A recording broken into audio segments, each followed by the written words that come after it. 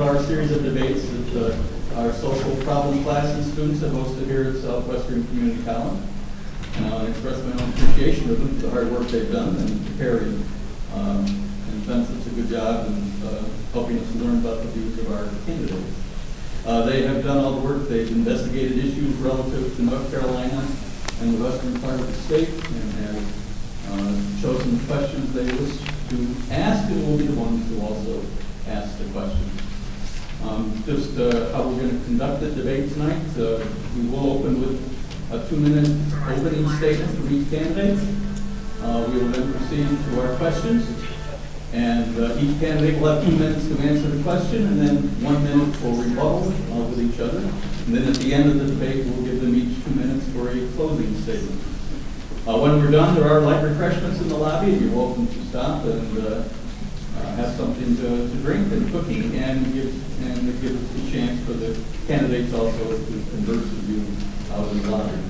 Now, we'll ask you to please refrain from expressing your approval or disapproval for the candidates and their points of view. We're here to learn and to hear from them. The proper place to express your opinion is in the voting booth. And early voting has begun. I hope many of you voted already. If not, of course, Tuesday is voting day. So, and I'm sure both our candidates will be glad when they can finally relax again. So thank you for being here with us tonight. And we will begin. And is it to begin with your opening statement? Well, first of all, I want to thank folks for being here. I want to thank Southwestern Community College for holding this forum. I want to thank you folks as a class for having interest in public issues. And also to the audience, I want to say thank you for being here. And to those wearing blue, thank you. That's my favorite color. I am Jane Hibbs, and I'm running for the North Carolina State Senate. And I hope tonight that you will see the vast differences between me and my opponent. I hope you will see the reason that I need to go to Raleigh to move this state forward. Let me tell you why I'm running for this office. First of all, I'm a mother. I have 3 children. I have 5 grandchildren. So I care very much about the future of this state. And what got me involved with this race was seeing what was happening to our hardworking and our middle-class people, because I felt like that we are bearing the brunt of the changes with the tax reforms, and it's not fair. I'm seeing what I call a reverse Robin Hood, that the millionaires and billionaires are profiting from what's been happening in the General Assembly, and it's putting a burden on our on our middle class and hardworking people. And I feel like something needs to be done about that. And that's why I want to go to Raleigh, to make that change, to look after our people. I'm a person who has 38 years in public school education. And I saw the public schools just falling through the tubes. I saw things eroding. I saw us circling the drain. And I had worked hard and have worked hard and continue to work hard for public school education. And I can't afford to see that happening, to see what my grandchildren have right now, because they don't have textbooks that match the curriculum. And it's a real problem. Another reason that I'm running is because of what's happening to this economy. Thank you so much. Thank you very much. I also would like to thank FCC and Dr. Dan for hosting this debate, and for you students. I'm especially glad to be here to address your concerns that you have, because you are the future of the state. Thankful for those people that attended. I'm running for the state senate to continue the work that we've done. We inherited a broken state. Our budget was broken. We had a significant budget deficit. We had problems in just about every component of our state government having to do with the revenue that we're getting in. And I was very proud to be down there, be elected in 2010, and be part of the solution. And we have made headway. We have made progress in about every component of state government, and I'm very proud of that. And I appreciate your being here, and I look forward to, I agree with Ms. Hibbs that there are significant differences between the two of us, and I look forward to addressing those at this time. So Let the games begin.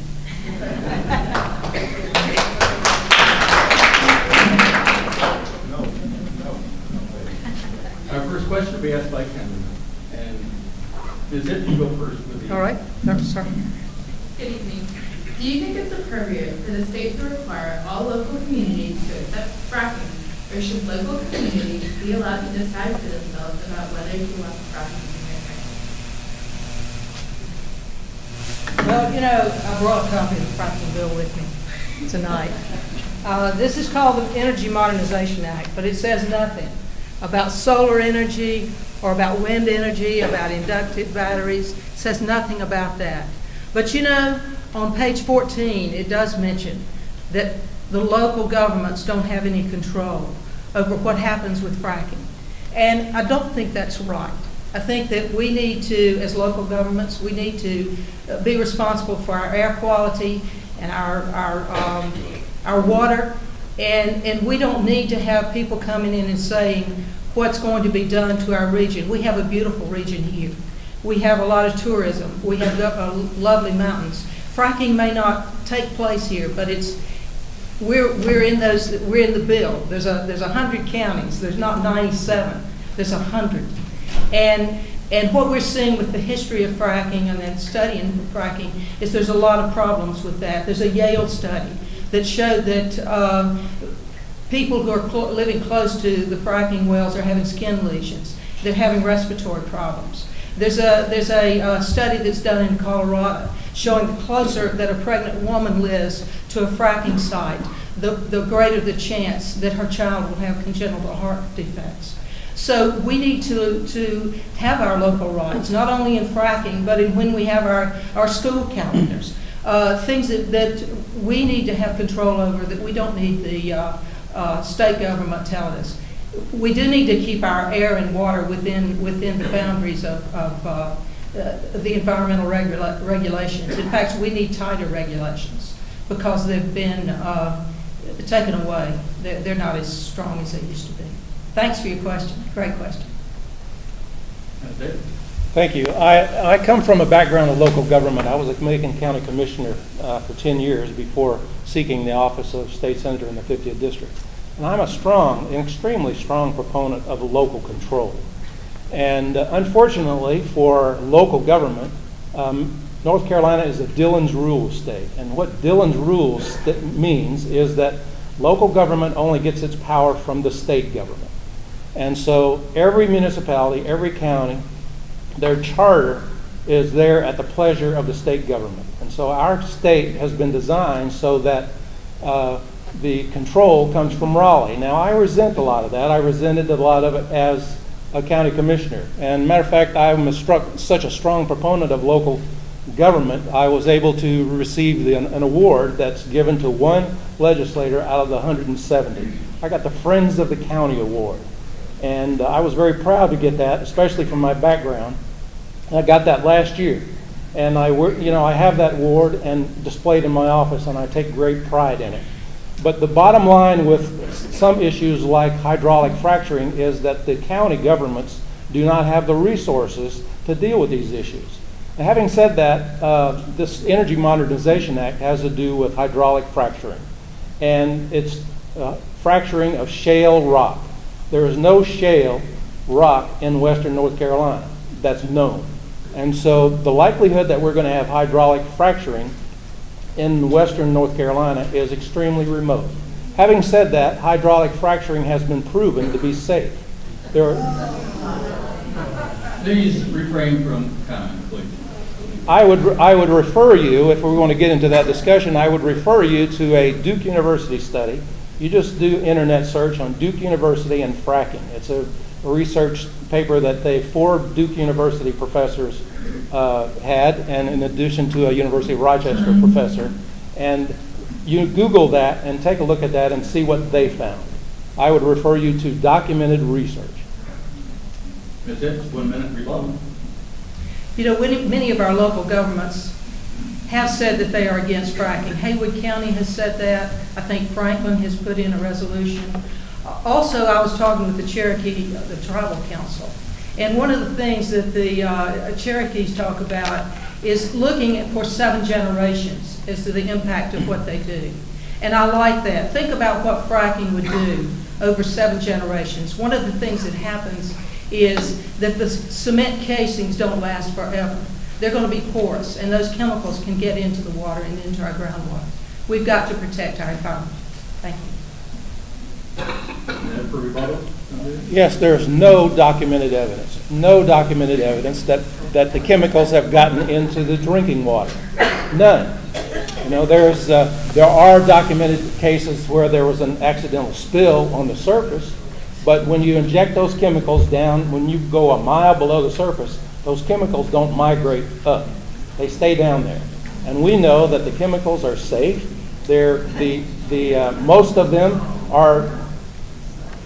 Most of them contain things that you would find under your kitchen sink. But I would, Again, please refrain from making comments. We're here to hear the candidates, not the audience. Thank you. As an added thing to that, I would like to quote former Energy Secretary Stephen Chu from Obama's Energy Department, says that it's a false choice to say that the country can either preserve the environment or acquire cheap natural gas. Former Interior Secretary is quoted as saying, "I would say to everybody that hydraulic fracking is safe." He also said that, can I have some extra time before I was interrupted? Finish your time. Pardon me? Finish your time. Thank you. He also said that fracking was creating an energy revolution in the United States. Current Energy Secretary Ernest Moniz recently praised fracking as a big contributor to our carbon reduction and a huge economic benefit. These are Obama's people. Thank you. Thank you. We'll have our second question from Gabrielle, and Senator Davis, you go first. Good evening. Hey, Gabrielle. Do you believe North Carolina should comply with the expanded eligibility for Medicaid included in the Affordable Care Act? Why or why not? Not yet. If we were to expand Medicaid at this time, it would be very foolish. Our Medicaid has been the most unpredictable part of the state budget. We have spent since January of 2011, when I took office, our expenses, our spending for Medicaid has increased over $2 billion. It's a program that's out of control. So it'd be very foolish. It'd be like you, if you want to buy a house, you can't afford the house that you're in, that you're going to buy a bigger house and think things are going to be better. It's not going to happen. And so we need to get our Medicaid spending under control. Then once we do that, we can look at the possibility of expanding Medicaid. What scares me about expanding it is the federal government has said that they're going to pay 90% of the expenses of expanding Medicaid, which would increase the Medicaid rolls in North Carolina about 500,000 to 700,000 people. That'd be over $1 billion for our part. And so our first responsibility is to make sure we get control of the present program before we consider expanding it. Thank you. That's it. Well, I'm definitely in favor of expanding Medicaid. This would help 500,000 of our people. It would bring in $4.9 million every day. A couple of months ago, we had lost $1.3 billion to this state. We talk about lacking jobs. This would have brought in between 23 and 27,000 jobs. That could have given some of you students jobs in healthcare, or can in the future. One of the reasons that Medicaid was set aside by this state and not accepted, the people in Raleigh said, well, we can't afford that.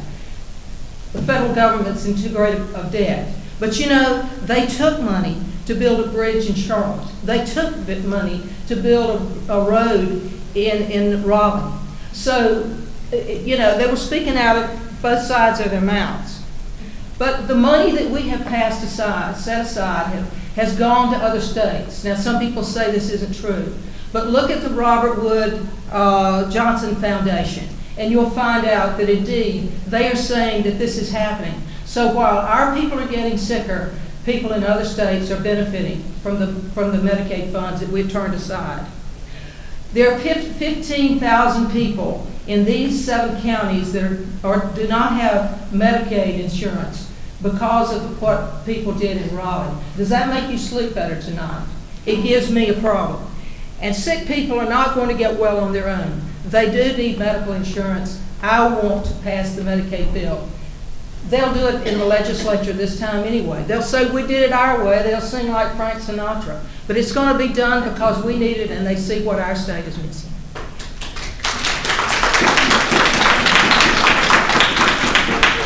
Jan, please, don't applaud. We want to hear exactly what the candidates have to say. Sorry, Senator Davis. Thank you. You couldn't be left. I will tell you that if you look at expanding Medicaid, there is some money going to other states that could come here because of a very complicated formula. But it's not the money that we're hearing. And I will remind you that 40 cents of every dollar that our federal government is spending right now is borrowed money. I am old. I'll soon be 68 years old. Before the damage is done to me, I'm going to be dead. I care about every one of you. You're going to be stuck with that debt. And if they're spending a dollar and 40 cents out of every dollar is borrowed, who do you think is going to pay that money? It's going to be you and your children and your grandchildren. My passion in my office in the state government is that I want to get our fiscal house in order. And then once we do that, and there's a positive, I think we're about $60 million to the good with Medicaid versus what we had budgeted this year.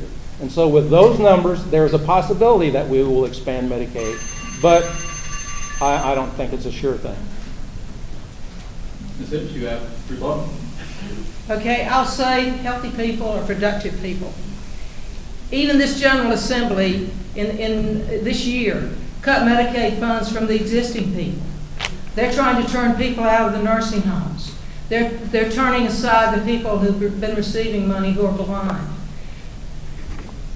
This General Assembly has no conscience. I want to put the Medicaid funds back. I want to look after our people. And that's what I'll do in Raleigh. Thank you. Go on to the next question. Ms. Hibbs, you will begin. Flora.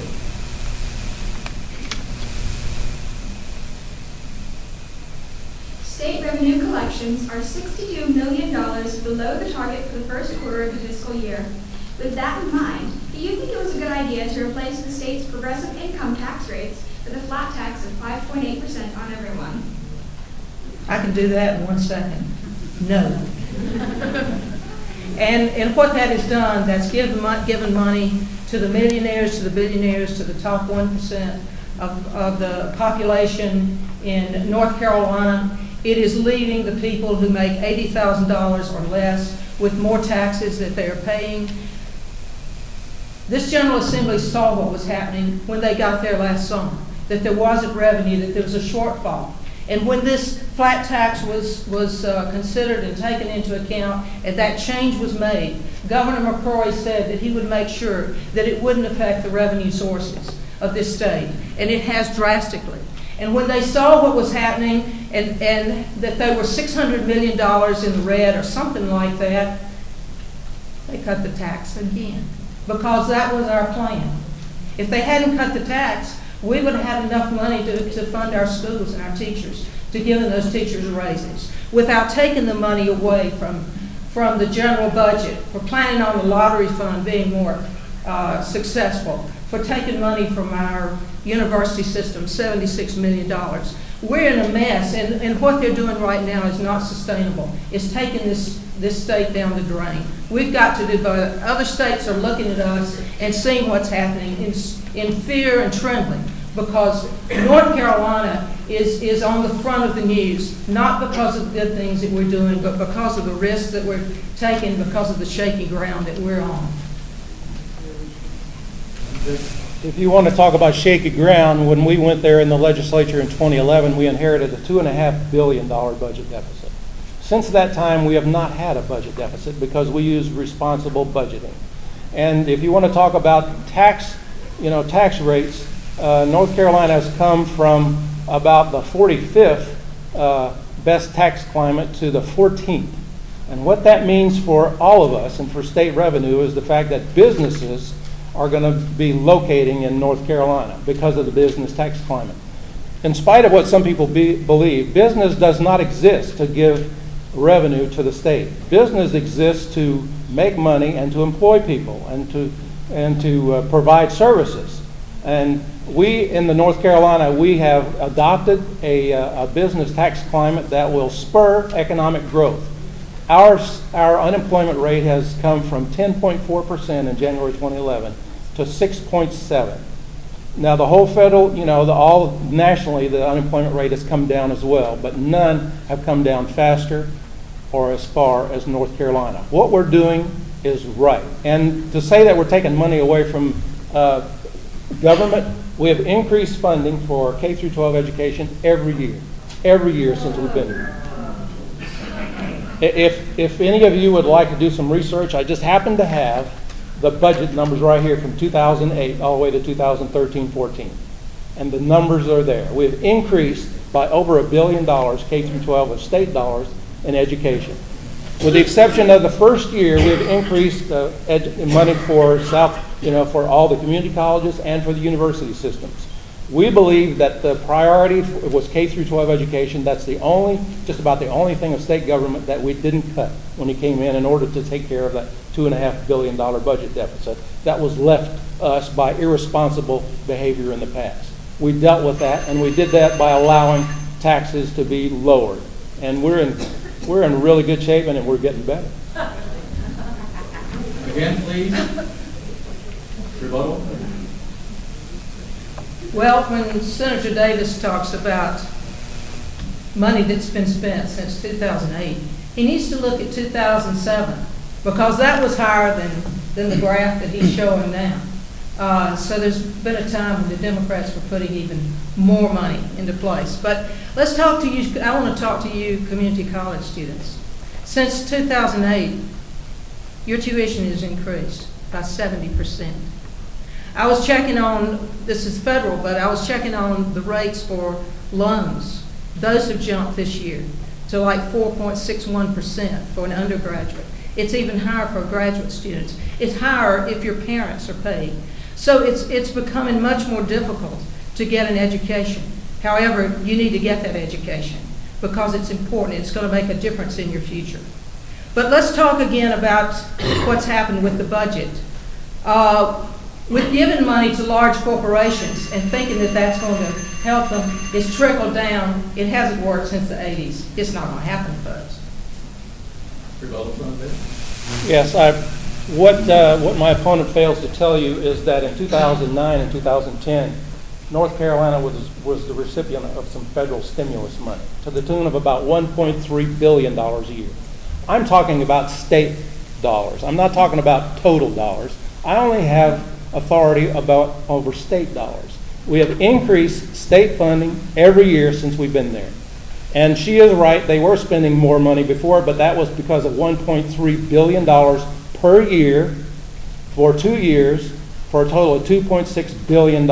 And what happened was the legislature, they thought, well, this is great to have all this money. They failed to make the cuts in other parts of the government so that when that money ran out, we would be able to have a balanced budget. That's one of the ways that we got a $2.5 billion budget deficit.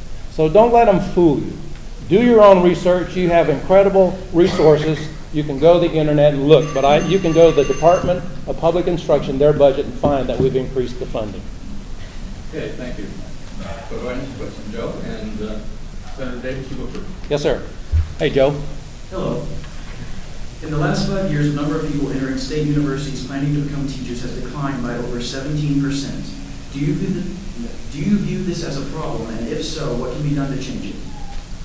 Yes, I do think it's a problem, but it's not no worse in North Carolina than it is nationally. That's the thing that we see across the board throughout the whole nation. And I think that in North Carolina, we have now come, if you're talking about teacher compensation, we have come from 48th to 32nd with our the latest budget gave teachers an average of a 7.2% raise, including their longevity. And some teachers, beginning teachers, went from $30,800 a year to $33,000 this year, $35,000 next year. And so we've come from 9th in the region to 4th. The only people that are in front of us are Kentucky, Georgia, and Louisiana, and I think Georgia is only about 5% ahead of us now. So we've come a long ways towards taking care of that pay gap in teacher salary. We're not where we want to be, but we have come a long ways. And if you want to talk about education funding, we can go back to 2005 when we ranked 46th in the country. And that was during FAT time. So I'll have that debate any day of the week. Well, we are 46th, folks. We're 46th in teacher pay right now. We're 48th in per pupil spending. Wallet Hub listed this as 51st in terms of a state for teacher opportunity. And that included Washington, D.C. Folks, we're not in good shape. Education is drastically underfunded. A lot of students are not going into education because they don't see a good future for them. Texas was here recruiting teachers because they could give them greater pay. So we're losing our teachers. We lost the Teaching Fellows Program, which took some of the best and the brightest from our high schools and gave them a college education with the commitment that they would teach for 4 years. And many of them have stayed into teaching and are our premier teachers across this state. The graduate programs are dropping because teachers are no longer paid for their master's pay. But let's talk about the children, because the children are the ones who are really losing. Because children there's not money there any longer to buy textbooks so that kids have a textbook they can take home with them and study. And that leaves the parents in limbo as to how they're going to help that child. So our schools are in trouble, and we've got to do something about it. And they did this while they gave cuts to millionaires and billionaires, and to large corporations, and to special interest groups. They've funded these tax credits, these tax breaks on the backs of our children, on the backs of our future. And the children are the ones who are going to make the difference in the future. And we've got to provide education for them. We've got to provide a strong education for our children. It's imperative. I agree. Matter of fact, I believe so much in education that I'm very thankful to report to you that 37% of the state budget, 37% of every dollar that we spend in North Carolina goes to K through 12 education. We spend a total of 56% on education, so that university and community colleges as well. We have a strong history of funding education in the state, and we are doing it responsibly. You know, I keep hearing about giving tax breaks to millionaires and billionaires. Folks, there are very few billionaires in North Carolina. Every income group in our tax reform package got a tax break. Every income group. And we think that's responsible. We want to grow business so that we have more revenue, so we have the opportunity to spend more money on educational programs that work. But first of all, we had a serious problem that we were dealing with in a budget deficit. And we are correcting that, and things are looking better.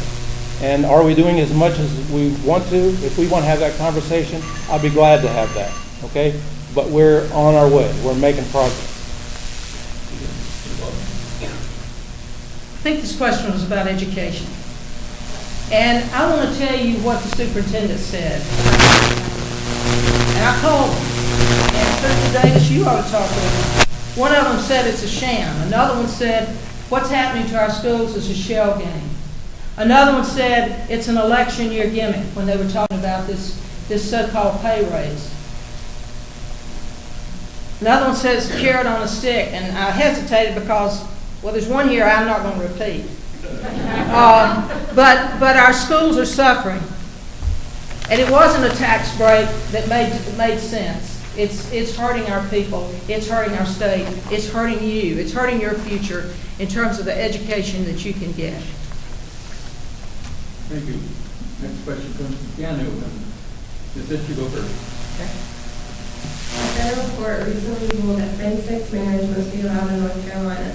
Do you think the state should accept the ruling, or should the state fight the decision in court? Well, thank you for your question.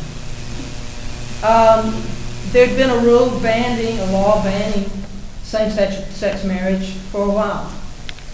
And then there was Amendment 1 against same-sex marriage. It was already on the books.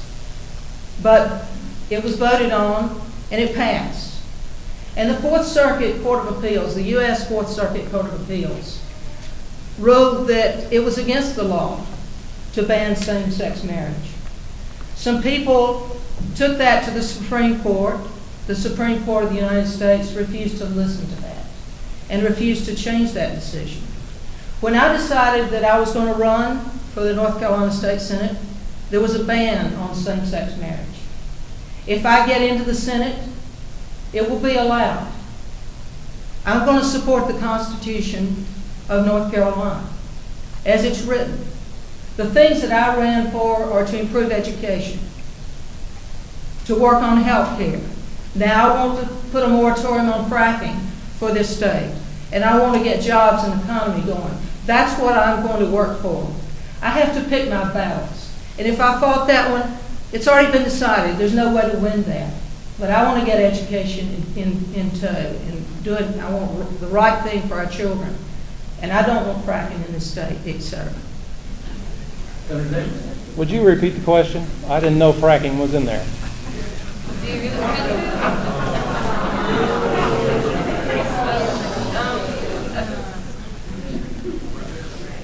A federal court recently ruled that same-sex marriage must be allowed in North Carolina.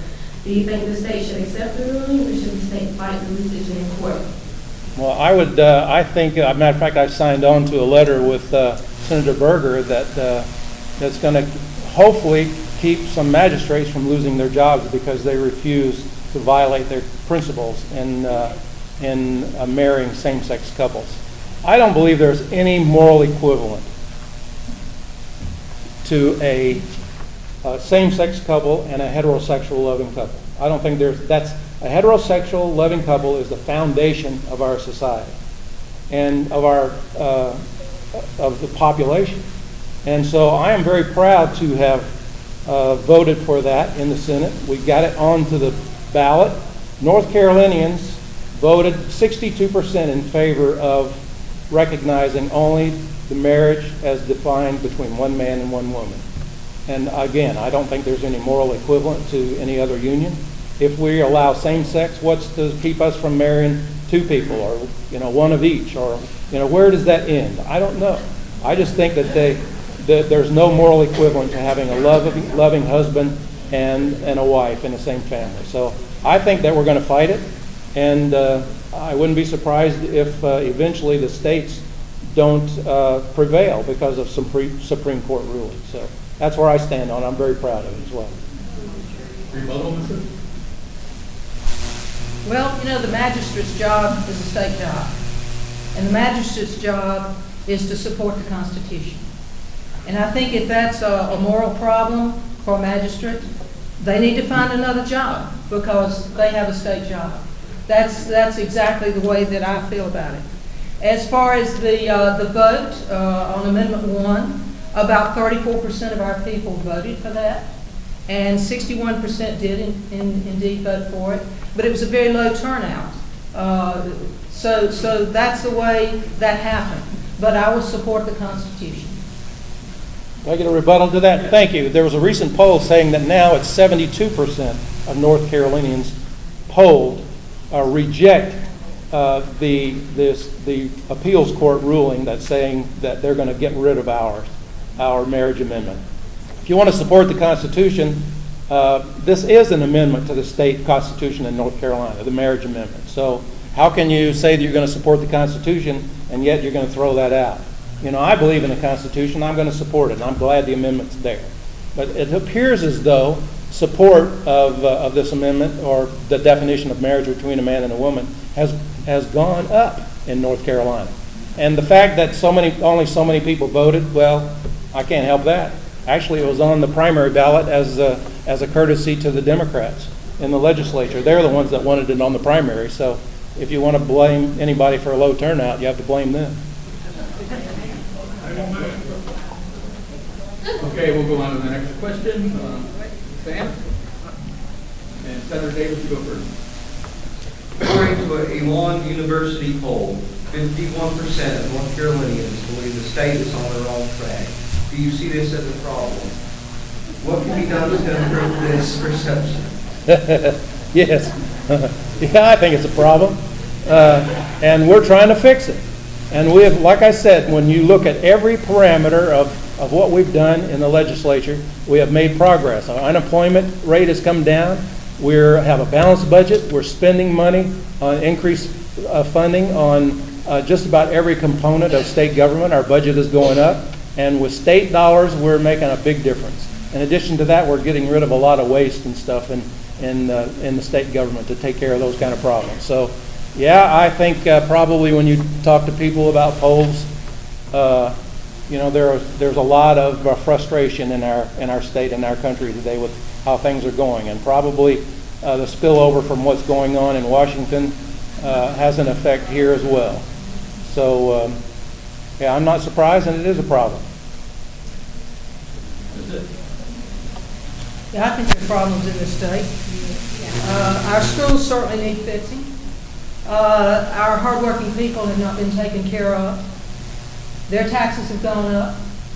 We're now paying 7% on electricity when we were paying 3%. If your car breaks down, you're now paying a tax on that service. You know, if you're wealthy, you probably get a new car every 2 years. But someone who doesn't have a lot of money, they have to drive it a while.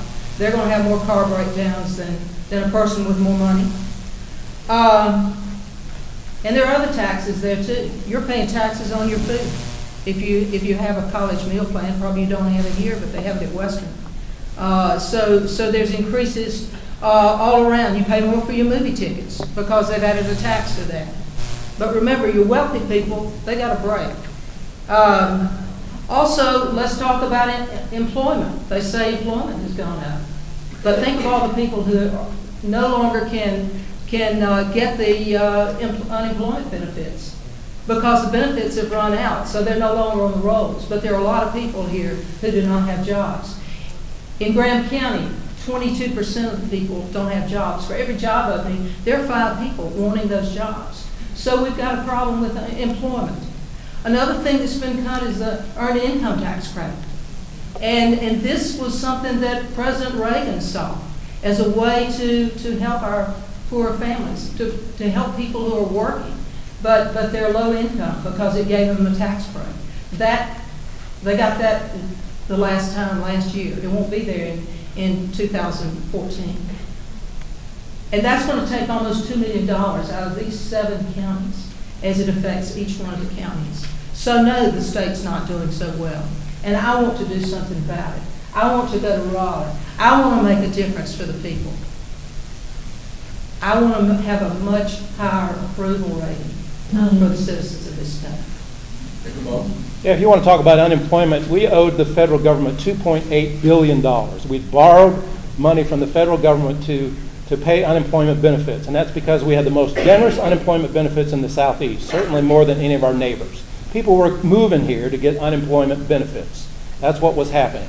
So we lowered the unemployment benefits from about $550 a week to about $350 a week, the average for the people in our area.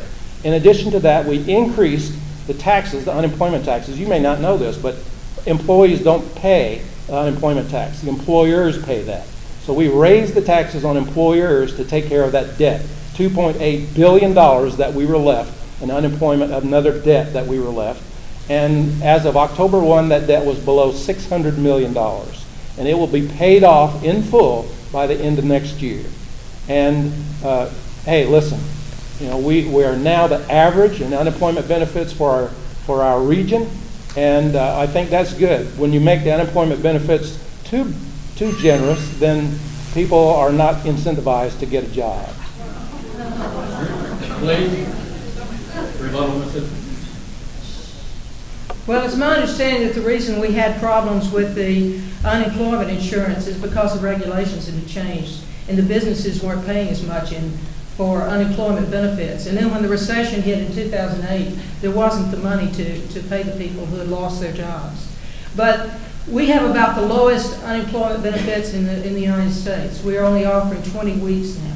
We're at the bottom again, just like we are with Watertown. I don't know how DC's doing, but it's a problem. We've got to get our state back together again.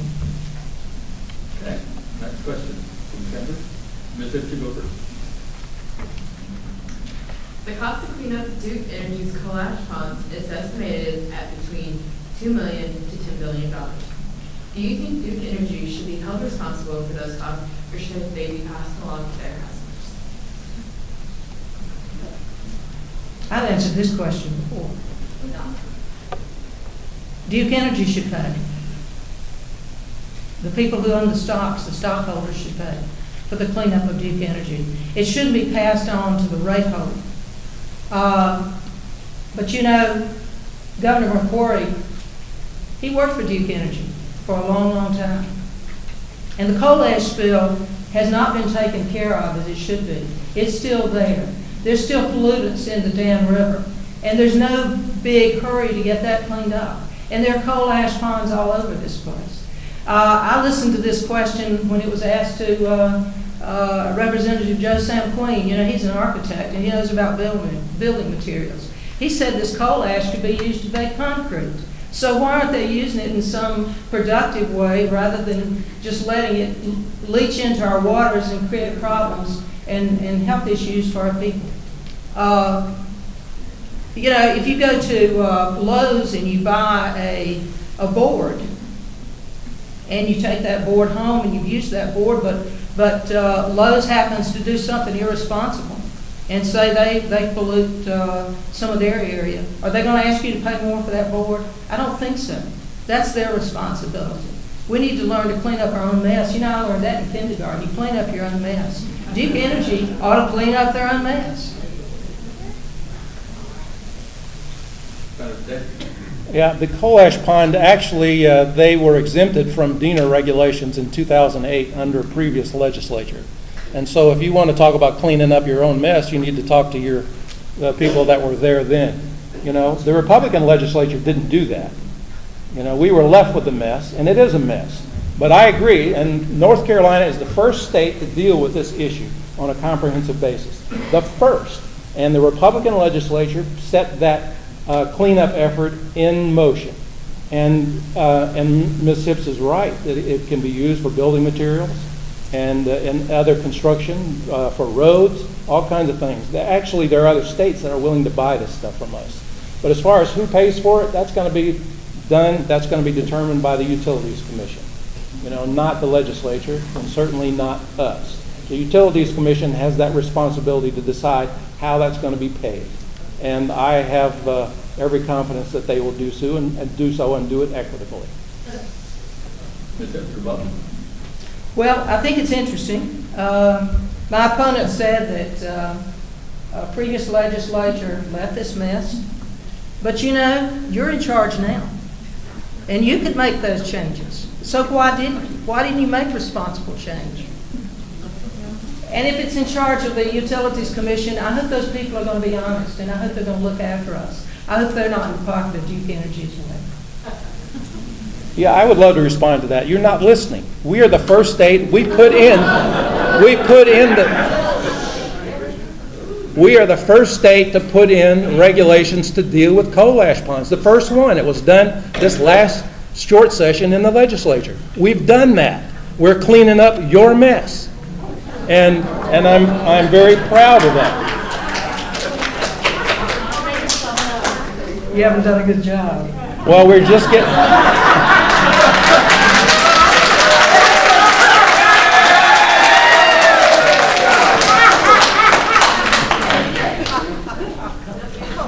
Okay, we've had a chance to express ourselves. Let's go back to not doing so, please. Our next question comes from Lori. And Senator Davis, you go first. Okay. Hey, Lori.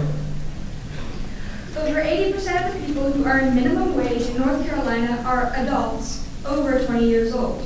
Do you think the minimum wage should be raised? And if so, by how much? No, I don't think the minimum wage should be. I don't think the minimum wage should be dictated by the federal government. I think that ought to be between the individual and the business. And it is shown that if you raise the minimum wage, then people in entry-level jobs, like you young people looking for the first job, you're going to be cut out of the market. Business is not going to hire people at an exorbitant rate. They're going to go to more to mechanized things at McDonald's and things like that. So entry-level jobs are not going to be so prevalent. So I think that the federal government should stay out of it and leave the minimum wage alone. That ought to be a contract between you and your employer. If you're willing to work for that money and for what they're willing to pay you, then fine. If not, then find somebody that you think will pay you for what you would prefer. Well, actually, I'm in favor of raising the minimum wage. I told you you'd see some differences.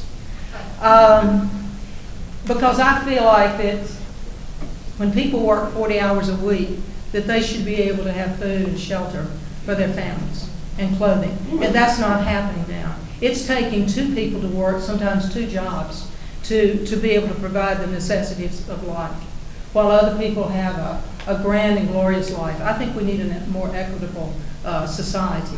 And I'm in favor of looking at minimum wage. Now, to what extent the wage should be, I'm not sure about that.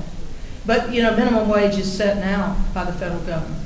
And I think we need to look at that. Any rebuttals? No, sir. Okay, we'll move on to the next question. Joe.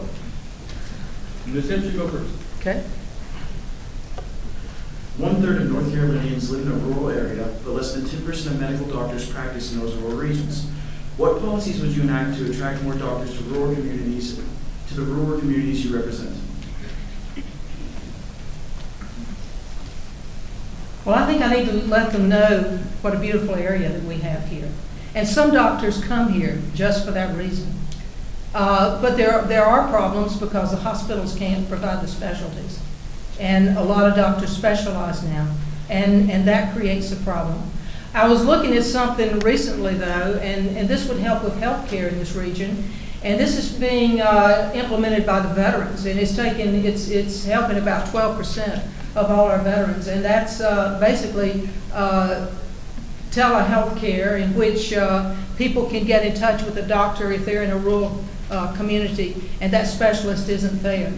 But I think we have great resources here. We need to attract doctors. I think if we get the Medicaid funds back into the state, medicine will be more lucrative. Our hospitals will be more stable. Our hospitals are suffering right now because they don't have access to Medicaid funds. A person without medical insurance now goes to the hospital. They leave a bill there that we all help to take care of.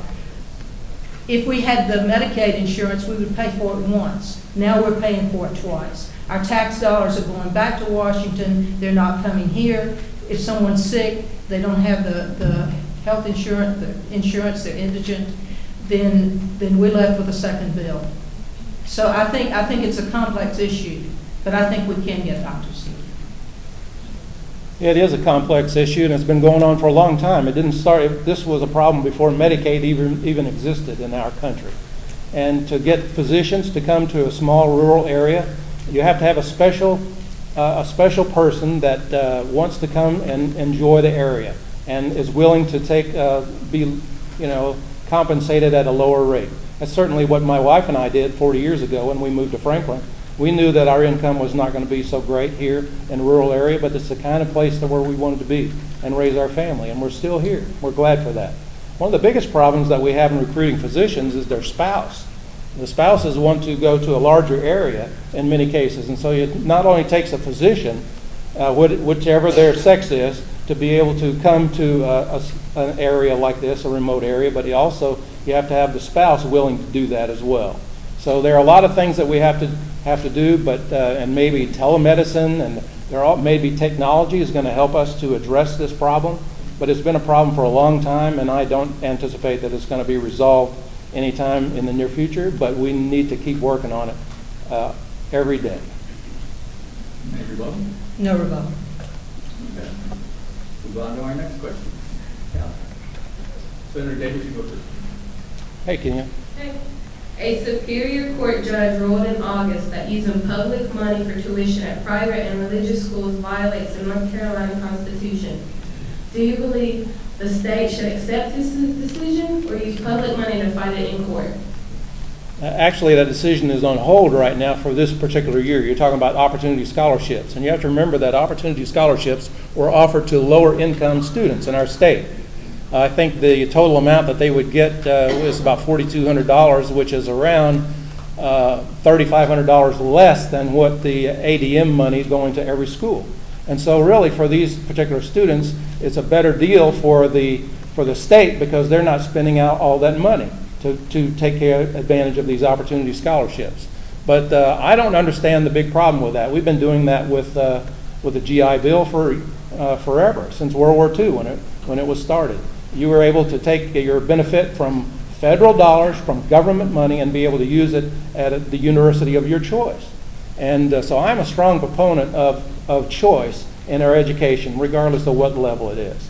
And this particular decision is on a hold for this year, and we'll just have to wait and see what happens as it winds its way through our legal system.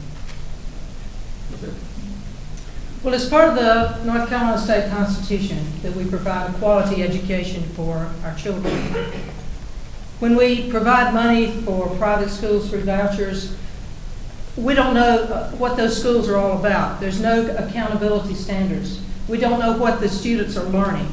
And one of the things that we're trying to do is we're trying to train our people, our children, for our global economy. And it's putting us on a weak standing not to know what the children are getting. So I'm not in favor of the voucher system. Our state money doesn't need to go that way. Any rebuttal?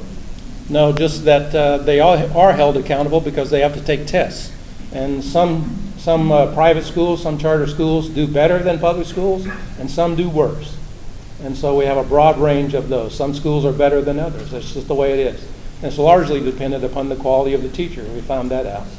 The quality of the teacher that's in the classroom best determines how those students are going to do. But they are held to standards, to quality standards, and testing shows that some of them do extremely well, some of them do not so well, just like a regular public school. Is it any rebuttal? Well, I think when you look at test scores and you look at how well schools are doing, to me, I always look at that column too of free and reduced lunch. And that's how they're dealing with the children in poverty and how they're achieving. And we do need accountability standards. There's more to a curriculum, though, than just a test. There's the SACS committee, the school standard, where we look at the standards for colleges and public schools. And that's a rigorous process. These private schools may not have that. Some of them are accredited, but the majority of them are not. We do need high standards of accountability. Thank you. And a question. Ms. Hibbs, you go first. All right. Alaska, Oregon, and Washington, D.C. are voting this November whether to legalize marijuana. What is your opinion about this issue in regards to North Carolina? When I realized I was coming to a community college and was going to be asked questions by young people, I thought this question would come up. When I retired from public school education, I had a senior moment, I guess. I went to nursing school and became a pediatric nurse practitioner. And so I look at the use of marijuana from a medical perspective. As far as the use of medical marijuana, I have no problems with that. I do have problems, though, with it being just available to everybody and legalized at this point. That's the way that I see it. That's the way I feel about it. Okay. Yes, I agree with medical marijuana. As a matter of fact, during the short session, we passed legislation to allow medical marijuana to be used, cannabinoid to be used in North Carolina. It has to go through one of our 4 teaching hospitals in order to be used there, and you have to have a physician prescribe that. As far as legalizing marijuana, I'm almost 68 years old. I was in college when marijuana started coming through, and I chose never to participate in that. I figured I never had any brain cells to spare. And so I chose not to do that, and I just think it's very foolish. One good thing about our country is we're going to be able to look at Washington and Alaska and see what they're going to have to be dealing with these issues. I'm not going to vote for it. I would never vote for it there. And I'll tell you one big reason why I wouldn't. I have never talked to one law enforcement person that says it's a good idea. They say it's a gateway drug, and we have a serious problem with prescription drug and illegal drug use in our area. And so law enforcement is against it, and I'm a strong supporter of law enforcement. Any follow-up? No rebuttal. Okay. Ken Bruce. And Senator, you go first. Okay. According to Reno Food Bank, over 1 in 4 children in North Carolina are not sure where their next meal is coming from and suffer from food insecurity. What is your opinion about this problem? Well, I think that's one of those problems that we're dealing with in our schools is we have free and reduced lunch for breakfast and lunch. We even send bag lunches to some of these kids to their, for the weekend. And so I feel empathetic, sympathetic to those young people that are not fed properly. We're doing a lot in the state with food stamps and with free and reduced lunch in school. It's a tragedy that for one reason or another their parents aren't providing the proper nourishment from them. But unfortunately, government has to step in sometimes because in spite of what adults may be doing, it's not fair to hold these kids accountable for that. So we need to take care of them. That's it. Yes, when you said 25%, I think, or 4%. In Jackson County right now, 29.7% of our children are living in poverty. So in some places, it's even greater than 25%. I think some of the reasons that we're having to deal with this goes back to the tax reform. Our families don't have as much money as they used to. The money doesn't go as far as it used to because of inflation. The earned income tax credit has been taken away. So mothers and hardworking families don't have the money that they used to have. And it will be worse this year because there's going to be $1,890,770 estimated dollars less in this region than there was last year because of the earned income tax credit alone. Also, we need to boost jobs. We'd have had more jobs if we'd had the medical insurance. And we need the medical insurance to have healthy families. There would be fewer doctor bills and healthier people. And parents would, if they're healthier, they'll be able to take care of their children and feed their children. It's a complex problem, but we have to take care of it. And I'm willing to help fight that problem. It's a problem for all of us. Any rebuttals? Yeah, I would like to say that's not just food that we have to do. We have to teach these people how to eat better. I was on when I was a county commissioner for all 10 years that I was there. I was the liaison to the health department, and year after year we'd do a study on the population, and 40% of our middle school kids, 40% are obese or at risk. And so it's not just a quantity of food problem. We need to have a better educational process so that we can teach people how to eat better. And so I don't understand how we can have 25% of our young people going, without proper enough food. They may be undernourished, but with all the benefit programs that we have in our state, funded by the state and federal and local governments, I don't know that that's an accurate number, but it may be. But if the kids are suffering, it's a tragedy. Well, I don't have much of a rebuttal, but I want to say that it's hard for people sometimes to have adequate diets because good food costs more. And that's a problem. And good, healthy, nourishing food is not always available to poor families. Thank you. Well, our last question from Gabrielle. Ms. Hibbs, you go first. How do your professional qualifications apply to this job for which you seek election? Well, one of the things that I'm particularly interested in is education. And I have 38 years in public school education. I've served as a counselor. I'm still a certified teacher, by the way. I'm certified as a counselor. I'm certified in gifted education. I'm certified in science education. And I've worked at the Western Regional Education Center, which was part of the State Department of Public Instruction. So I feel very adequately prepared to deal with education. I also ran a consulting business in math and science education and taught in 35 schools, so I know what it's like to try to run a budget and run a business. I also still have a farm, so I feel like that I'm prepared for agricultural issues. As I said before, I went back to school. I have a degree in nursing. I'm a pediatric nurse practitioner. I feel prepared for medical issues. So I feel very well prepared through my background and through my education to go to Raleigh and support our people and work on the issues. Yeah, I've graduated in 1974 from dental school. And I've been practicing dentistry with the exception of 2 years when I returned to school for a graduate degree in orthodontics. So for the last 40 years, I've been a private business owner.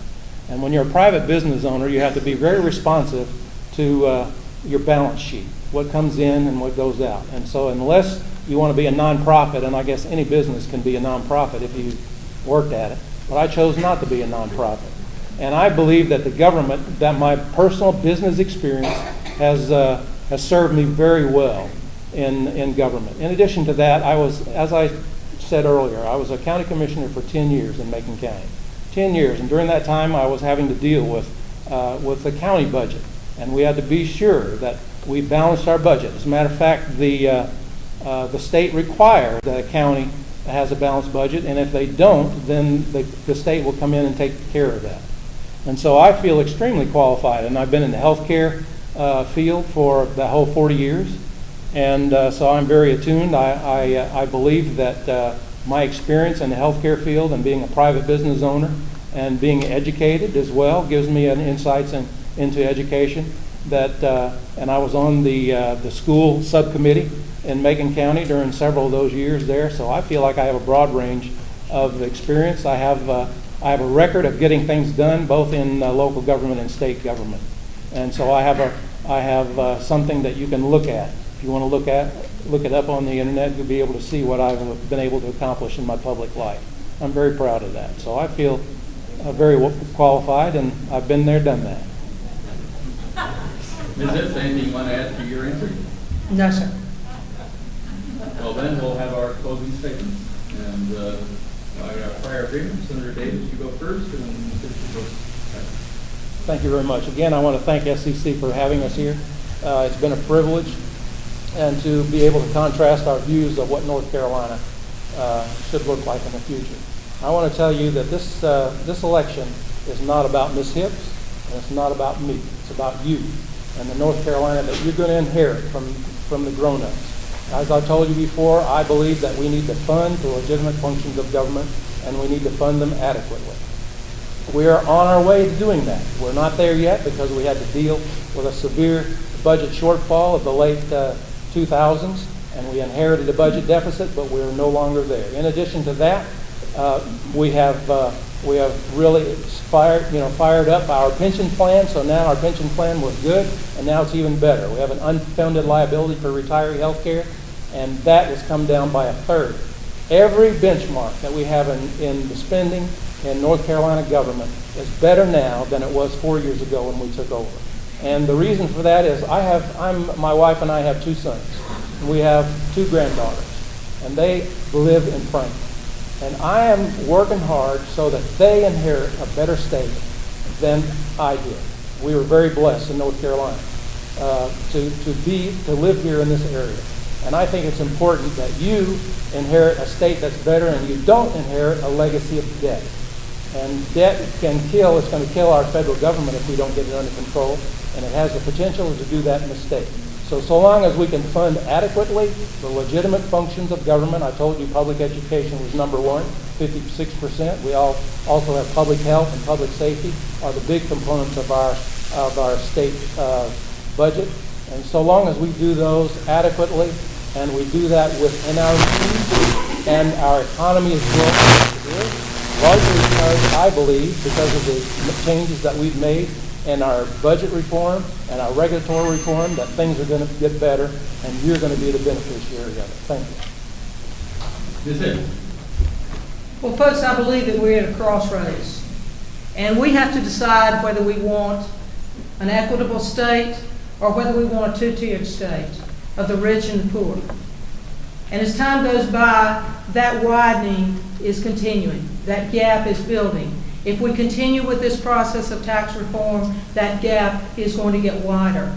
And I think we need a state that is standing for all of our people, that is standing for strong educations for our children, that's not taking away the strong university system that we've had and that we are honored for by the United States. We're losing ground in this state, and we've got to come forward and we've got to take care of it. You've got to decide whether you want a state that's going to be fracked. That may be already here, but I want to do the best I can to put the moratorium back on fracking, to save our environment, to save our drinking water, to save our air quality, to help in terms of people not getting sick.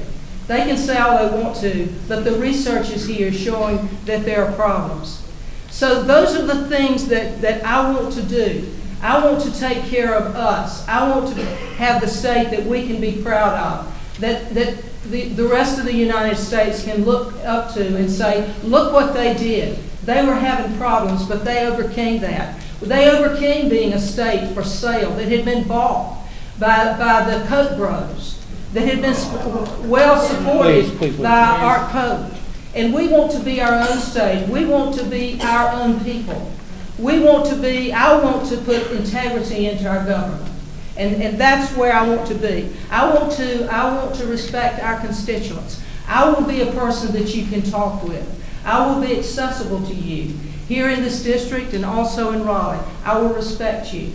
And I want to go there. I can see how I can make North Carolina better. I can make it better for our children and our elderly people as well, across the continuum.